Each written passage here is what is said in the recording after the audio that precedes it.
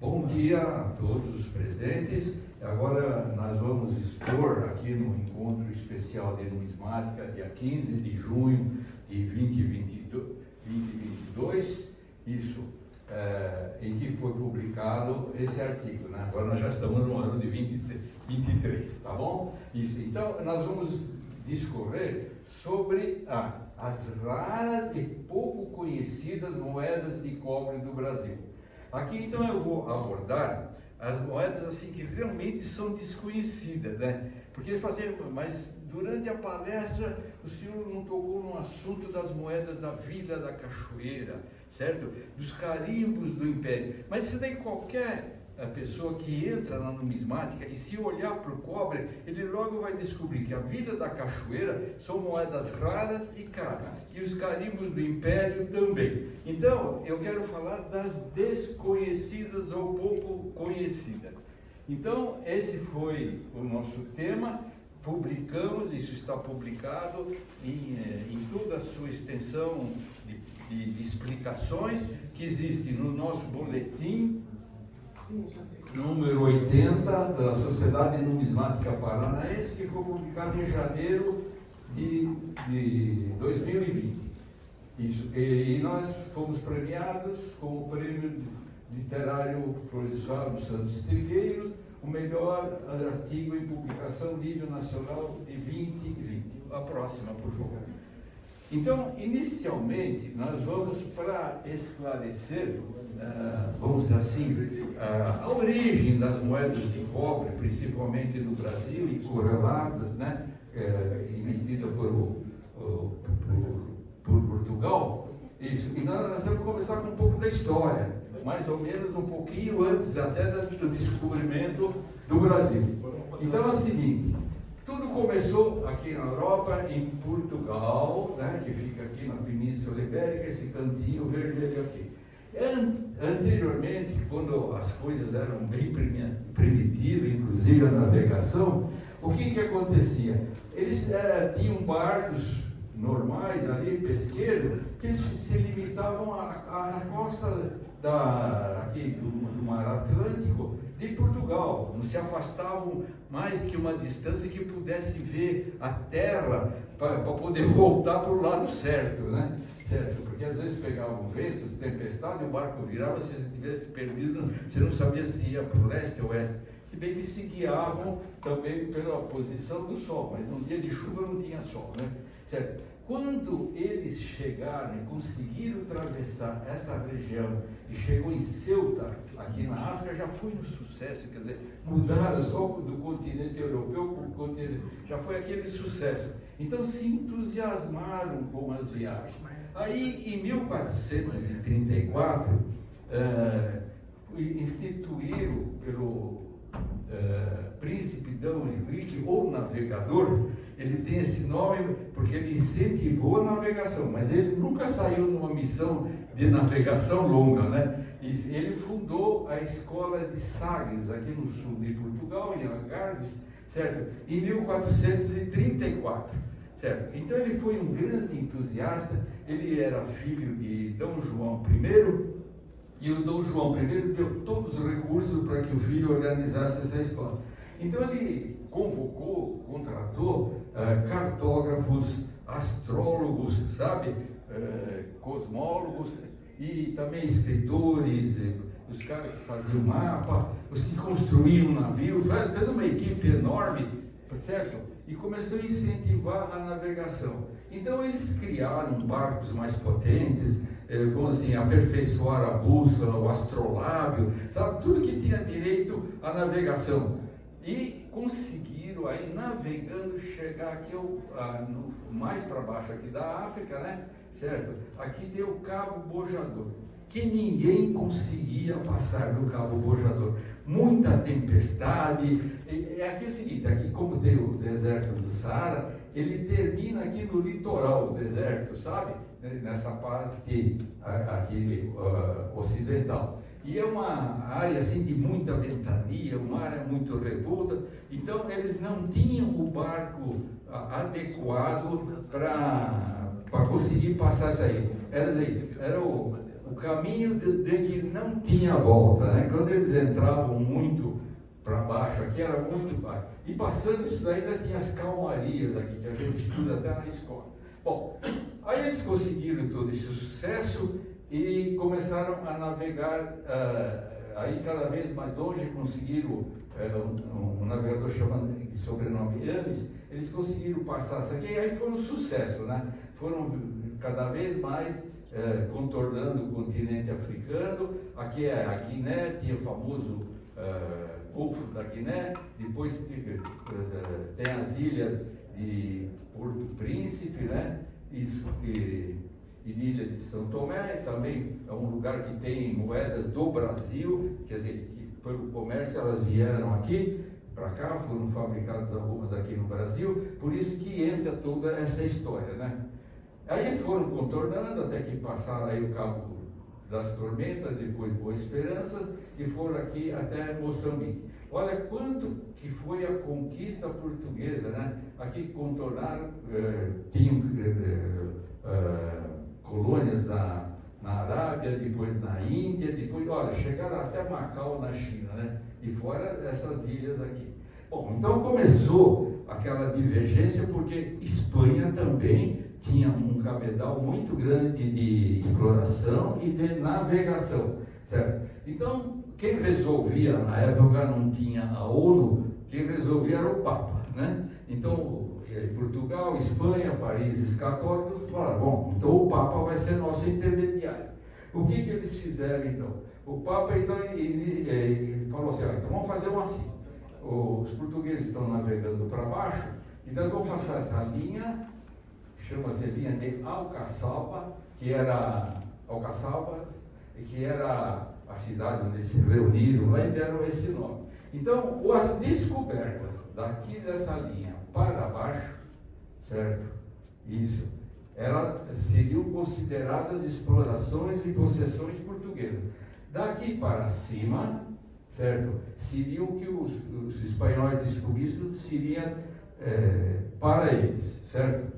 Bom, então ficou, aí os espanhóis não ficaram muito satisfeitos, nem os portugueses com isso. Tanto é que depois, em 1792, foram descobrir, o Colombo descobriu a América. Aí a polêmica aumentou muito mais ainda, né? E agora, né? Bom, como os portugueses navegaram para cima dessa linha, então eles tiveram direito, certo, do descobrimento da América, ficou para os espanhóis, certo? Bom, aí fala assim, bom, mas a que distância está essa? Tem lá tantas léguas lá, né? Daqui para cá são 100 léguas. Daqui até lá são as 370 léguas, que é o Tratado de Tordesilhas. E essa aqui então foi a nova linha do Papa, agora na vertical, para delimitar, porque descobriram a América e ver quem que tinha direito, tinha daqui para cá já definido, mas daqui para lá não tinha. Então traçaram essa aqui que chama Linha do Papa, em 1493. Bom, os portugueses reclamaram, não, é muito perto, a gente tem que estender mais. O raciocínio foi o seguinte, se Colombo descobriu uma coisa nessa distância, certo? Então daqui para cá teria tudo de Espanha, né? Então ele se reclamou, certo? E aí então fizeram em 1974 o Tratado de Tordesilhas, tá? Bom, aí era mais ou menos que óbvio que eles já sabiam que tinha alguma coisa por aqui. Então, Pedro Álvares Cabral já a caminho dele falou, dá uma chegada um pouco para cá, vê se tem alguma coisa. E descobriram o Brasil, né? Isso então é toda a história da navegação, é muito importante. E agora vamos passar para o slide seguinte, por favor. Bom, o que possibilitou toda essa navegação de longo curso, né? Olha, os barcos antigamente eram menores, certo? E não tinha esse formato. E tinha só esse tipo de vela, né? Certo? Aí, na escola de Sagres, eles falam assim, mas esse não é muito navegável, né? ele vai só para frente. E se tiver vento contrário, como é que a gente faz? Volta, né? Falaram, não, vai ter um jeito. Aí inventaram essa vela aqui, ó, certo? Que é a vela latina. E essa vela latina possibilita você navegar contra o vento, né? Quer dizer, foi um sucesso, né? Certo? Então, depois de inventar essa vela aqui, eles manobravam todo esse conjunto, inclusive com essa e essa da frente, eles conseguiam navegar contra o vento. Vamos ver o slide seguinte, por favor. Isso. Olha, eles navegando contra o vento. Claro, aqui, ó, sentido do vento, certo? Mas eles querem vir para cá. Então, o que eles fazem? Eles fazem um ângulo de 50 graus aproximado e vai vir um pouco para lá, eles vão para frente, mas tem que desviar do curso. Aí, então, eles voltam para cá, desvia do curso também, mas vai progredindo. Então, eles conseguiram passar o cabo bojador e iam para a direita, para onde quisessem. E outra coisa, eles tinham uma baía, que nem da Guiné, certo? Eles queriam um pouco para lá, para contornar a baía e voltar, certo? Isso permitia até aproximar numa baía, sair de volta e tudo. Então, esse progresso houve um desenvolvimento enorme. Bom, então chegamos ao Brasil. A outra, por favor. Tá. Bom, em 22 de abril de 1500, a primeira, essa aqui foi o ano da descoberta do Brasil, né? Super conhecido, todo mundo aprendeu na escola. Mas por 30 anos, o Brasil ficou relegado lá, né? A Espanha continuou progredindo para a América e o Brasil disse que, olha, aqui não tem nada, só tem alguns animais, algumas plantas exóticas, algum fruto, mas não tem riqueza. E o Portugal vivia das riquezas do cravo, da Índia, certo? Então eles abandonaram o Brasil por 32 anos. Mas acontece o seguinte, nessa época, em 32, os portugueses descobriram prata, né? Nas Américas. Falou, se tem prata do lado da América, deve ter do nosso lado também. Então, vamos colonizar. Então, Dom Sebastião I, primeiro aqui assim, Martim Afonso de Souza fez a primeira expedição já para colonizar. Foram para São Vicente, Vila de São Vicente, que hoje é a cidade de São Vicente, no sul do estado de São Paulo. Todo mundo conhece pelos mapas, a gente até aprende na escola, né? Bom, e começou a colonizar, então esse pessoal que vieram de lá, alguns degredados, outros colonos mesmo, e intercâmbio entre eles era a troca de produtos, que é o escambo, né? E o seguinte, então Dom Sebastião falou, bom, vocês estão crescendo lá na colonização, vou pegar algumas moedas portuguesas de R$1, R$3, R$5, daí R$10, né?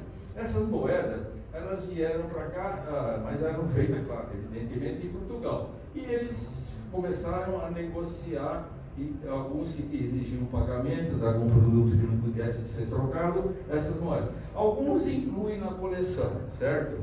E outros não incluem. Cada um faz a sua coleção, a seu gosto, o seu prazer. A coleção é para se divertir, né? Outra coisa. Bom, aí foram assim,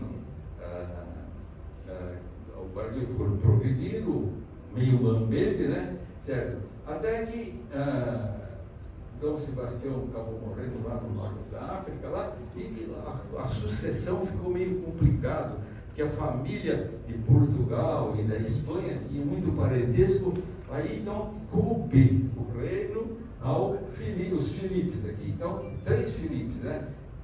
Então, de 1580 até 1640, os reis Filipe 1, 2 e 3 sucessivamente comandaram tanto a Espanha como Portugal. Então, as patacas, que são aquelas moedas de prata da Espanha, praticamente circulava isso nos países que deram origem na América do Sul e o Brasil também. Então, era um comércio mais ou menos, e um intercâmbio de comércio, até que em 1640 Portugal obteve a restauração, o rei Dom Pedro II de Portugal, certo? E a partir de fevereiro de 1704, isso, o comércio no Brasil já estava, vamos dizer assim, mais adiantado. Ele começou a enviar moedas, isso, que são os 4P. Essas moedas iam para Angola.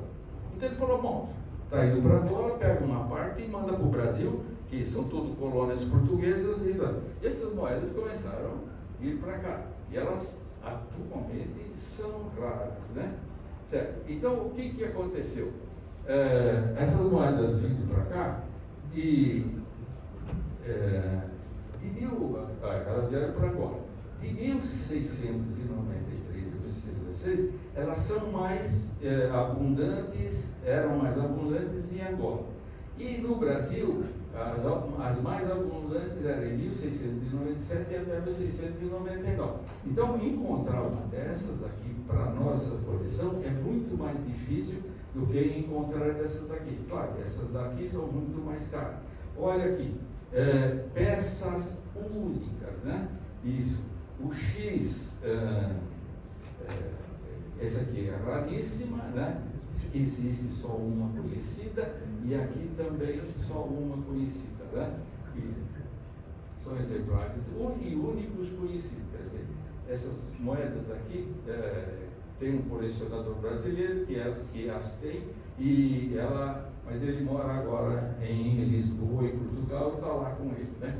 O próximo, vamos lá então. Agora a gente vai andar um pouquinho mais depressa, porque é só a exposição.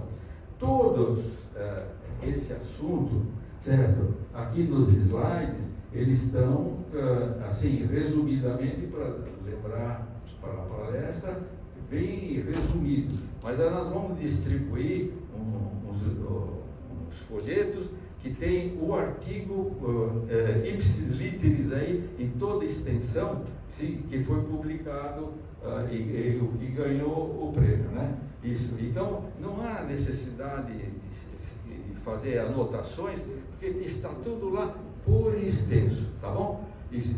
E os que estão presentes hoje vão ganhar, o Rogério já começa a passar. Bom, aí o Brasil foi caminhando cada vez mais, a colonização progredindo, e então, e o nosso comércio vinham para cá mais portugueses, se estabeleciam aqui, cultura principalmente no Nordeste, de açúcar, certo? Então, e a mineração também começou de ouro começou em Minas Gerais. Os paulistas saíram de São Paulo, que era vamos dizer assim, uma região pobre nessa época, né? O Nordeste, Recife, Ceará, Maranhão, era o auge da riqueza aqui no Brasil. Então restava os paulistas sair procurar índio, né? Certo? Para servir como escravo na lavoura. E então, de qualquer maneira, depois do descobrimento de ouro no Brasil, em 1693, 94, o que aconteceu? Aí o Minas Gerais, quando tinha descoberto o ouro, o comércio também ficou. Por exemplo, Vila Rica era maior do que São Paulo, tinha mais habitantes que São Paulo, né? Isso não é como a gente vê hoje. Então, para você ver como que era adiantado. Então, eles resolveram, para pagar o ouro extraído, isso, fizeram essa moeda aqui, a pedido insistente de quem estava, dos governadores que estavam aqui administrando Minas Gerais. Então, o X e XL de 1722, ele foi feito no módulo reduzido, né? Porque os XX daquela época era muito maior em tamanho do que o que foi feito aqui. E escreveram essa frase aqui em latim: a esse que é cobre, usado é melhor do que o ouro, né? O cobre é mais apropriado do uso do que o ouro. Isso. Então, quando vieram essas moedas para cá, claro que teve aquela reação, né, de dominantes por dominador, certo? Então, o que aconteceu? Houve uma recusa inicial em Vila Rica, Sabará, Mariana, tudo lugares que eram explorados o ouro, né? Essas moedas não são próprias para nós, tudo, né? Isso, eles levam o ouro e a gente fica com o cobre. Bom, então o que tivemos aqui? A opinião de dois historiadores ilustres aqui do Brasil. O Saturnino de Pádua, ele escreveu o seguinte: realmente é um abuso, uma falta de consideração essas moedas, né? Isso em 1928. Porém, Walter Heckmann, isso foi um grande historiador, a gente só encontra publicações do Walter Heckmann nos boletins da Sociedade Numismática Brasileira, certo? E estão todos nos arquivos aí. Eu consegui copiar e consegui fazer como se fosse uma apostila sobre esse assunto. Então o Walter Heckmann falou: não, realmente eles têm razão. Para fazer comércio ali, é uma moeda de pouco valor, né? Isso aí é usado no dia a dia, quitanda, fenda, né? Comprar peixe, essas coisas. Vai fazer moeda de ouro? Você vai fazer moeda de cobre, né? É o termo aqui está apropriado. Certo? Ouro é ouro, cobre é cobre, mas nessa situação aqui é muito mais apropriado. Isso. Bom, o que existe dessas moedas? Elas são relativamente raras, né? Principalmente algumas delas, e bonita assim, mais aí, e com um carimbo é mais raro ainda, porque não era para ser carimbada, mas escapou e foram algumas, né? Quem carimbava era uma pessoa comum, vamos dizer assim, não sei se escravo, um pouco mais do que o escravo. O que eles faziam? Certo? Olha, carimbe tudo esse negócio. O cara vai ficar olhando moeda, ele nem entendia daquele, ia batendo. Então, algumas que tiveram carimbo são extremamente raras. Por isso que ela está incluída aqui, né? O assunto é pouco conhecida, mas existiram, mas são raras. Tá. Então, só que agora, aí, recentemente, uns 3 anos atrás, uma dessas moedas, 1722, ela está com o reverso invertido. É uma única que apareceu, foi vendida na Heritage, certo? Olha o preço em dólar, $28.850 foi o que pagaram por ela. Mas existe só uma, algum milionário conseguiu. Mais uma, por favor? Bom, agora a gente vai tocar um pouquinho mais depressa, senão eu estouro o meu horário aí, tá? Isso. Dom João, Portugal, Casa da Moeda da Bahia.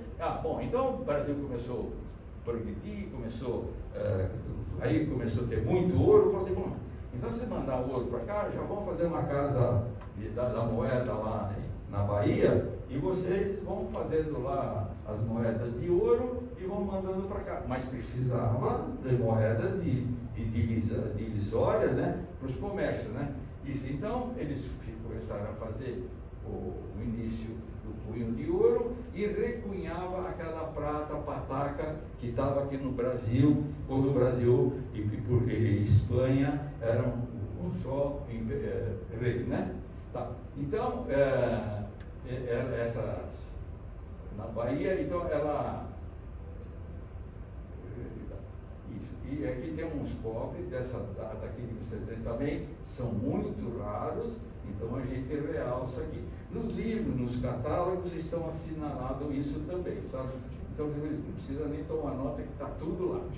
Em 1747, foram cunhadas também o X e X de 1748, olha, da Bahia, né?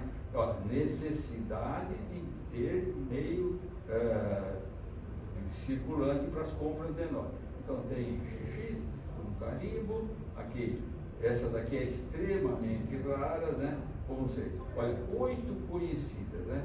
Então, como não aparece, às vezes você está olhando, o cara fala: tem uma coleção, comprei uma coleção inteira de moedas, você quer dar uma olhada? Você começa a olhar lá, você cata uma moeda assim já meio gasta, né? XX, mas se você olhar aqui dentro da onde que é, essa moeda é rara. Olha aqui, ó, Homem sem carimbo, 1741, 71 pérolas, né? Tem essa característica, 8 moedas conhecidas. No catálogo, né, que nós publicamos aí no livro, certo? Isso, elas têm um 96, 97. é o mesmo número que tem no livro do Amato, né? Nós combinamos com ele para não ter cada catálogo uma numeração, aí deixa todo mundo maluco, certo? Então a gente fala, por que cada um tem que ter um número? Vamos seguir uma regra de harmonia. Mais um slide? Sim, sim. Isso. Bom, aí com Dom José, ele tomou posse, né, o novo rei de Portugal, em 31 de 750. Isso. E aí, o Marquês de Pombal, que chama-se Sebastião José Carvalho de Melo, era o administrador. O rei nem tomava muito conta das coisas, né? Ele só assinava com orientação dos auxiliares, mas ele não, só chancelava as decisões. Você trocar a bateria do microfone, um momentinho só. Ah, tá bom. Então, nessa época, o Marquês de Pombal falou assim, nós vamos fazer casa de fundição em vários lugares do Brasil, né? Então, Vila Rica, Cuiabá, Rio de Janeiro, Bahia, então ele foi. E as primeiras moedas que saíram, foram em 1752, vinha aqui esse Rex, eu vou explicar um pouco. Isso aqui é importante, tem 40 pérolas, Brasil, aviso de 1751, catálogo 98. A gente cita para facilitar depois a procura, né? Tá, mas ele mandou fazer essas moedas para o Brasil, Rex, e mandou fazer para Guiné, certo? 1700, a mesma data, só que aqui é Rex, aqui é Tegui, né? Esse aqui tem 38 pérolas, Guiné, aviso do catálogo 150. Os valores dos dois, eles circulavam nos dois lugares, sabe? Porque o Brasil tinha muito contato com a África, que era tudo de Portugal, então ia, vamos dizer assim, produtos do Brasil para a África e vinha produtos da África para o Brasil. Então era tudo pago em réis, o mesmo reinado, tudo. Então você encontra essas moedas no Brasil, encontra essa, e você vê, é tudo semelhante aqui com aquilo, praticamente o mesmo abridor de cuba. Então circulava obrigatoriamente, tá? Valor de cotação. Esse 1702 Rex do Brasil, ele vale 6 vezes mais do que esse neguinho aqui. Eu digo, para coleção, é tudo 5 réis. Mas você encontrar essa moeda é caríssima, 7, 8 mil reais mais ou menos atualmente. E essa aqui você encontra aí por 600, 700, 800 reais. Por isso que a gente tem que ver os detalhes, senão os caras falam, uns 5 reais de 1700, você fica tudo entusiasmado. Aí você vai olhar, tem, então vale menos. Você vai olhar Rex, vale 6, 7 vezes mais, né? Tá bom, outro, por favor. Tá. Bom, aí começaram, Dom José ainda, tá? Marquês de Pombal, tá? Em 1774, coroa baixa com 46 pérolas, isso é no catálogo 129A, peso. Essa moeda foi o seguinte, até uns 5 anos atrás, não tinha se observado esse V transformado em U, uma moeda ela inicialmente nessa data, essa moeda tinha outras datas, né? Mas tudo correto, com U. Mas aqui, na hora lá do abridor de cunha, ele pôs um V. Aí acho que foi chamado a atenção, ele falou, não, tem conserto. Olha, essa aqui é um V engrossado para parecer U, certo? Essa moeda aparentemente comum, porque existem outras, quer dizer, a maioria delas são U. Quando você encontra um IV, que é raro, ela aparentemente comum, porém corrigida de V para U, é muito rara. Descoberta por esse colega nosso, numismata, de Friedrichs, 3, 4, 5 anos atrás. Ele descobriu e nos passou, e então é uma moeda que passa desapercebida, né? Então vale a pena registrar isso. Mais um, por favor? Bom, então agora também ainda Dom José, que ele reinou por muitos anos, em 1775, a coroa alta, 41 pérolas, reverso invertido no catálogo 147. Isso, existem 2 exemplares conhecidos, ela é descrita no boletim 50, número 59 da SNB, certo?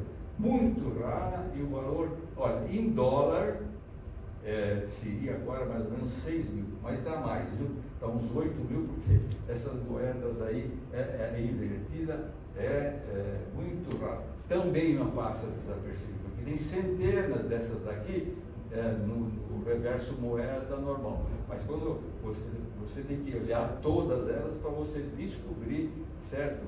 Que ela inclusive tem moedas de 41 pérolas dessas daqui, que são normais, e essa tem uma delas invertida. Então é muito raro essas moedas. Então eu estou realçando as moedas raras, né? Então, mais um, Rogério, isso. Bom, aí ele repete que ele tomou posse aí de Dom José, a vida de 51, cunhar, vem aquela ordem de cunhar moeda de cobre lá, tá? Então, moedas de cobre, X, de 1751, com 51 pérolas, 49 pérolas, reverso e invertido. Então, também é rara, né? Certo? Existe esse P aqui, que tem outras perolagens, mas a de 49 pérolas, o reverso tem invertido. E esse X aqui também, isso, olha as perolagens, 58, 68 e 70. Mas a de 59, o reverso é invertido. Então você pega um monte de moeda, você tem que ficar virando todas elas para descobrir, senão passa desapercebido, né? Reverso sem letra monetária, ela tem essa característica. Olha, aqui não tem a letra monetária, né? Isso. As zonas são grossas, zonas são esses traços aqui, tá? Isso. E com isenção e sem um carimbo, vale entre 5 mil e 6 mil reais. Na época que a gente escreveu esse artigo. Pode por 20%, 30%, o custo dela aumentou. Certo? Então aqui tem os exemplares, está na nossa coleção, isso, e a gente então mostra para você se familiarizar. Mas isso não está tanto no livro, tanto no catálogo, como também nesse artigo que nós publicamos e vamos dar para você. Mais uma, Rogério? Isso, agora vai mais rápido, né? Essa daqui também é uma moeda rara, eu sei, 5 reais de 1768 do Rio de Janeiro, 44 pérolas, cunhado no Rio de Janeiro. E a gente eu cito o catálogo para quem quiser falar, vou olhar lá, né? Tá bom, então está tudo marcadinho aí. Então, essa moeda, por que ela é rara? Ela foi, algumas dessas vieram de Portugal, já prontas, outras foram feitas na Bahia, e a do Rio de Janeiro é que é rara. Então, elas foram no Rio de Janeiro, e cunhadas em 1765, 68, 72, 73, são bastante, mas a de 1768 que é rara. E essa aqui passa batido, se a gente não prestar atenção, a origem dela, a gente passa e não percebe. Mas elas são tão raras que aparecem muito dificilmente. São só 4 conhecidas, valor de 4 mil, acrescente 30%, 20%, observar o intervalo da comunidade. Elas foram feitas bastante na Bahia, vieram bastante de Portugal, então teve um intervalo muito grande, de 68 para 72, quase 4 anos, que não precisava mais moeda, estava tudo satisfeito. Mas o Rio de Janeiro, né, isso, a cunhada, que ela foi feita, aconteceu o seguinte: uma cunhagem da Bahia, ela teve esse, também dessa distância aqui, olha, daqui para cá são 7 anos sem cunhar a moeda, né? Então, essas da Bahia são bastante comuns, tem o catálogo do número, e aqui então tem 37 mais 2, mais 2 é o seguinte, é a pérola, mas ela é muito pequenininha, então o Tropo ensinou, conte, mas escreva, 37 mais 2 pequenininhas, e tem a 38, e também tem um valor bastante significativo. Então você tem que sempre observar a data e se ela é do Rio de Janeiro. Se for Bahia e for ou sem letra monetária, é moeda comum, tudo bem, você vai encontrar fácil. Mas se tiver Rio de Janeiro, é bastante raro. Por favor, mais uma vez. Tá. Olha outra que é rara, mas confunde a gente. Ó. Coroa baixa, agora já Dona Maria, né? Isso, 1796, está aqui, certo? 45 pérolas, certo? Data entre pontos, todas essas características tem que notar. E o catálogo é número 303. A partir de 1790, geralmente as moedas sem escudete são muito mais raras, né? Por que aconteceu isso? Em 1790 para frente, são as moedas que se aproximam de 1809, quando vieram a família real de Portugal para o Brasil. Então eles aumentaram os valores das moedas, certo?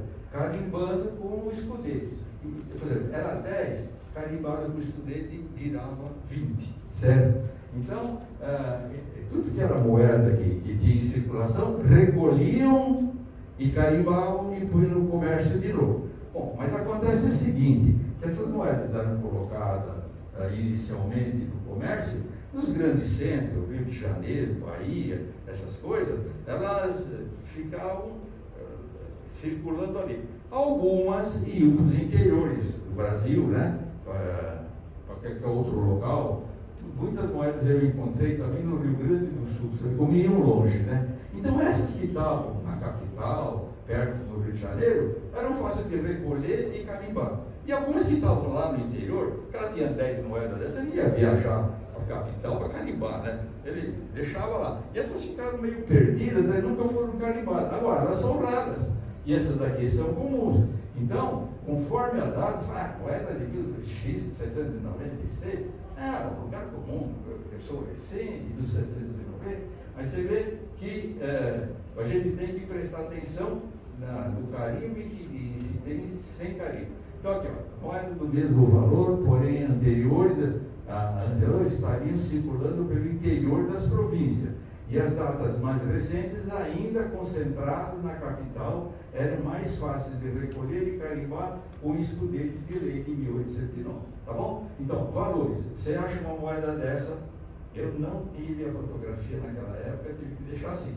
Valores. Sem carimbo, R$4.100. Olha, com carimbo, bicharia, R$220.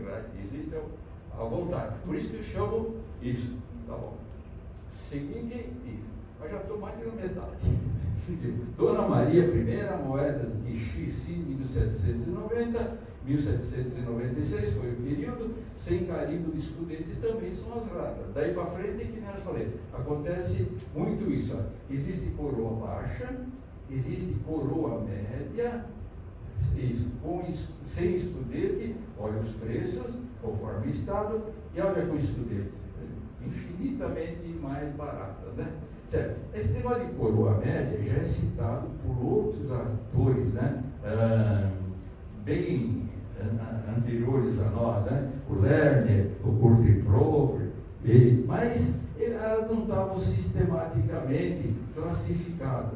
E nosso livro de coroa que nós publicamos, existem as 3 coroas, baixa, média e alta, e a gente explica por quê. E até hoje, não sei se por delicadeza, porque realmente não tem outra justificativa, nunca ninguém contestou isso que nós escrevemos, né? Certo? Então, e foi um estudo assim que de mais de 20 anos seguindo isso, certo? Sempre haveria alguém que fosse criticar, mas graças a Deus até hoje ninguém achou outra explicação. Então a gente tem coroa baixa, média e alta, tá? Isso. Então, bom, em XX de 1796 só existe coroa baixa, certo? Em 3011 valores sem escudete e com escudete. Uma baixa o preço, né? É que essa aqui é extremamente comum, aparece todo dia, e essa daqui, essa aqui rara e essa aqui muito mais comum. Causas. Isso já é a explicação anterior, umas estão mais espalhadas na capital, outras são mais concentradas, e então as mais concentradas da capital sofriam carimbas, no interior não. Por favor, isso. Aqui também, agora mais ou menos se repete, ó, 1799, coroa baixa e coroa alta, ambas são raras, certo? Porque acabaram sumindo, né? Isso. Catálogo, esse é que marca o catálogo, né? Sem escudete, com escudete. Aqui, coroa alta, 343 valores, sem escudete. Olha o preço dessa daqui em comparação dessa aqui, sem escudete e com escudete. Tá. Eu tenho essas moedas, mas foi difícil de conseguir e os preços têm que ser pagos mesmo, né? Causas. Quem viu as explicações anteriores, antigo espalhado, então tudo isso está no folheto aí, que a gente vai distribuir, não vão embora sem pegar. Isso, por favor. A outra, tá, Dona Maria, XL do 791, mais raras são as coroas altas. Aqui é o seguinte, por que existe coroa baixa, média e alta? Porque existiam 3 equipes diferentes da Casa da Moeda de Portugal. E cada um não se bicava com a outra equipe. E cada um tinha vários, vamos assim, aprendizes, auxiliares, né? Então, às vezes a moeda, por exemplo, essa daqui, é diferente a coroa dessa e dessa. O que acontece? Era uma marca registrada do artista. Cada um vai pintar um quadro, isso. E o artista faz do jeito que ele acha que fica mais apropriado. Tudo bem. Isso. Então, elas são raras, tanto com carimbo e sem carimbo, né? Isso. Então, coroa alta, isso. 2 conhecidas, sem escudete, preços aqui, mais 30%, XL de 90, coroa média, alta, média e alta aqui embaixo também, 49%. Isso. Essa daqui, ela foi feita, como ela era rara, o cara que falsificou essa moeda, ele já fez a cópia e já copiou também o escudete. Então o escudete era batido já com a moeda. E o Prover, então, ele, um estudioso grande, deixou um grande legado. Você vê que ele já pôs na coleção dele, certo, para ficar registrado. 1791, isso também, sem escudete, 7 mil e pouco. Olha, tem uma só conhecida, essa daqui, certo? Agora achamos mais uma, 2. Essa moeda é aquilo que eu falei, mexendo numa grande coleção, que estava à venda, tudo amontoado. Eu peguei essa moeda, ninguém ligou para ela. Eu já era o 4º, 5º cara que estava olhando lá, né? Eu olhei, bati os olhos e falei, mas espera aí, vamos olhar, né? Comprei essa moeda aqui por uma micharia, sabe? E era uma conhecida, agora são 2, né? A outra aqui, eu não peguei, depois apareceu, é mais ou menos do mesmo estado. Porque ela vem assim, tudo gasta, o cara nem olha, né? 500 moedas por lugar, nem olha direito. Outra, isso, tá bom. Muito bem, então, João Regente, moeda de 1815, isso aí também tem uma história interessante. Coroa alta, com 35 pérolas, os números são miúdos. É coisa tudo do pobre, né, gente? Olha aqui, esse X de 1800 aqui, tem um montão disso daqui. Mas ele falou, mas veja como os números aqui são pequenininhos. Essa aqui tem 35 pérolas, tá? Isso. É a 384, é uma moeda única, peça única, valor 6 mil, pode botar 10 mil aí tranquilo, tá bom? Existe também coroas baixas, então o que confunde? Você não olha a coroa, se ela for coroa baixa, com 38, 39, 41 pérolas, é comum, certo? Se você vê outras moedas aqui de 39 pérolas, existe uma coroa média com um ponto também comum. Tá? Olha, 250, 6, 7, 10 mil, não sei eu, né? Certo? Então, essa aqui também era tido, inclusive ela tem essa curvinha aqui, que chama ponta de chapa, né? Certo? Que deixa ela bem característica. Então, se olhou uma moeda de 1805 e ela tem 35 pérolas, é claro, né? Tinha uma também, nós descobrimos mais uma, porque a gente fuça essas coisas aí e acaba achando. Comprei no Rio Grande do Sul, um preço não barato, mas também não alto, moderado, certo? Então nós temos 2 dessas. Uma dessa aqui também está em Portugal, em Lisboa, com um colega nosso. Outra. Bom, Dom Regente, moeda de Em 1812, catálogo 406, 3 exemplares conscientes. Você fala assim, puxa, uma moeda do Rio de Janeiro, de 1812, recente, né? Só 3 conhecidos. Tá. O Ober, o mestre aí, que realçou e a gente confirmou. Bom, então em 1805 foram cunhadas isso, moedas comuns de X, 1805, 400 mil. Em 1806, certo?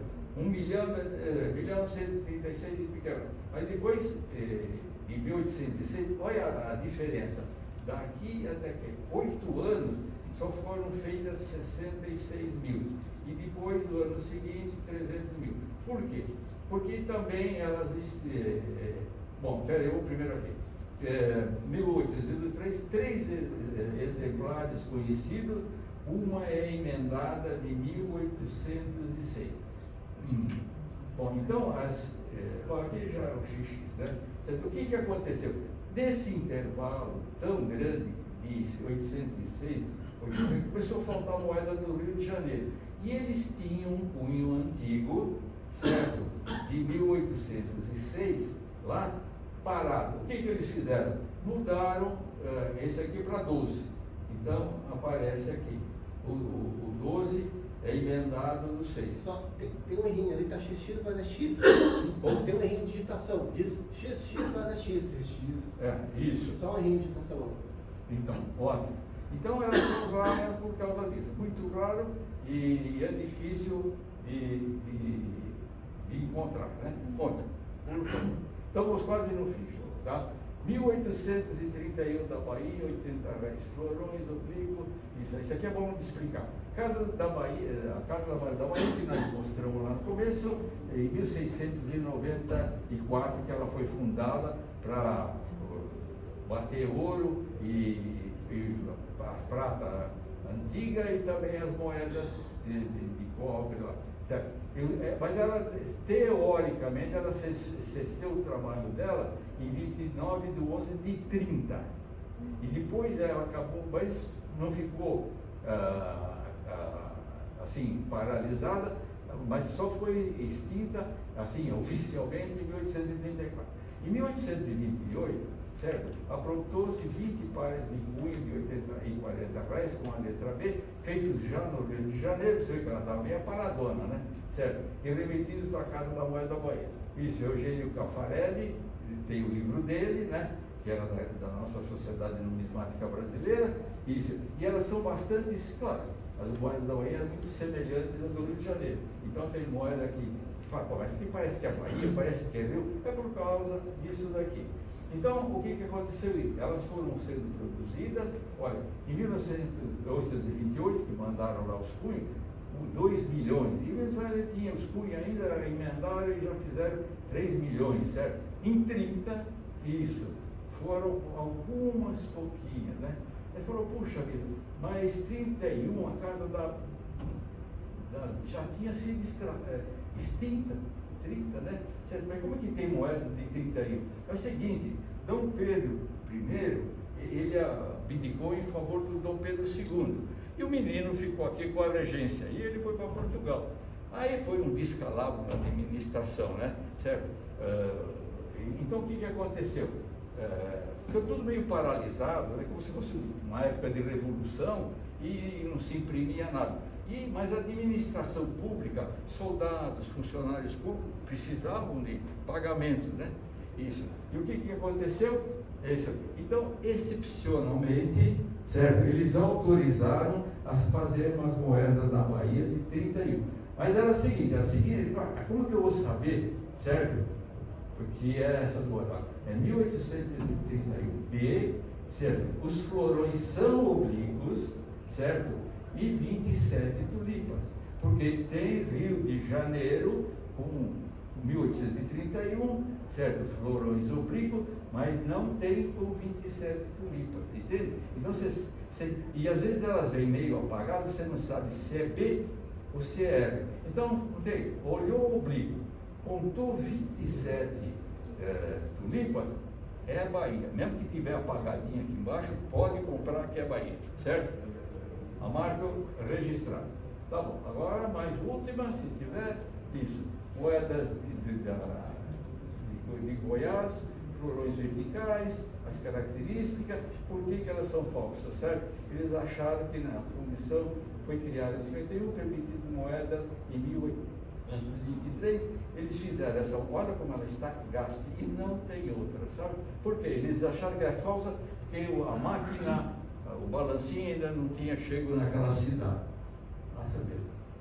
É que para ir para a Vila Boa de Goiás, minha gente, eu fui aí uns 3 anos atrás, ainda é difícil, você imagina naquela época, né? Certo? Então tem essas características aqui, tudo explicado por Prober, é isso. Bom, daí para frente eles foram fazendo outras moedas, isso. E as moedas de 75 também de Goiás são todas recunhadas. Isso. E essa 675 carimbo também foi. E essa aqui, apesar de ser falsa, custa bastante caro, certo? E essa aqui também custa bastante caro. Por favor, está no fim, né? Mas já. Bom, então, mais um pouquinho já. Por favor, paciência que esse assunto é... Então, a casa de Cuiabá, puxa ele aqui perto, isso, fica aqui, ó. Aqui é Cuiabá, tá? E aqui é Vila Bela da Santíssima Trindade. Então, nessa época, 1851, já tinha casa da moeda, a gente fala casa da moeda, casa de fundição, né? Isso. E aí, então, teve uma ordem para transferir essa casa de Cuiabá para Vila Bela, porque aqui começava os espanhóis, né? Então vamos pôr aqui bem no limite para pegar aqui o Rio Paraná e garantir o território, isso, demarcar o território, é nosso esse território. Então a casa de Cuiabá foi para lá, depois voltou para cá, então tem coisas muito interessantes. Esse aqui é tudo região que possivelmente poderia ter. É claro que Minas Gerais aqui se destaca, né? Aqui é São Paulo, a nossa aqui que tem tudo. Tá bom, então essa é a história da casa de fundição de Cuiabá e de Vila Bela da Santíssima Trindade. Por favor, isso. Então essas são as moedas de 20 réis, certo? E com florões verticais, 20 tulipas, catálogo e tal. Esse aqui é o primeiro capitão, ele é presidente da capitania de Monte. Esse camarada demorou 4 anos, ele foi nomeado, certo? Em Portugal, demorou para ele se preparar e chegar até lá com toda a bagagem dele, 3 anos. Aí foi criada, mas ela chegou lá aí